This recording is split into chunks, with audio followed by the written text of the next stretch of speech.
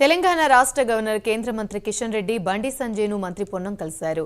ఈ నెల 9న జరగనున్న తెలంగాణ తల్లి విగ్రహావిష్కరణకు రావాల్సిందిగా పొన్నం ఆహ్వానించారు. తెలంగాణ ప్రజల ఆత్మగౌరవ ప్రతీక అయిన తెలంగాణ తల్లి విగ్రహావిష్కరణ కార్యక్రమంలో పాల్గొనాలని తెలంగాణ ప్రభుత్వ పక్షాన విజ్ఞప్తి చేశారు.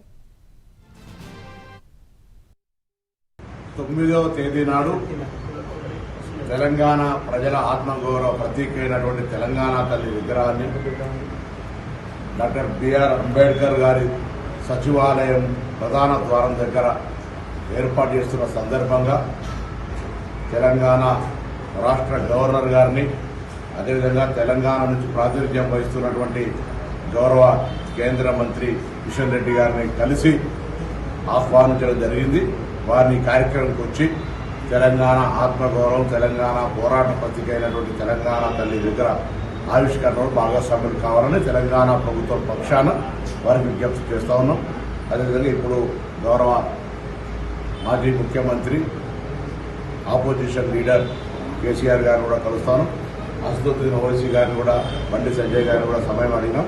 వాళ్ళకు కూడా ఆహ్వాన పత్రాలు అందజేయడం జరుగుతుంది. ఈ కార్యక్రమం తెలంగాణకు సంబంధించినటువంటి సచివాలయంలో జరుగుతున్నది ప్రభుత్వ పరంగా కాబట్టి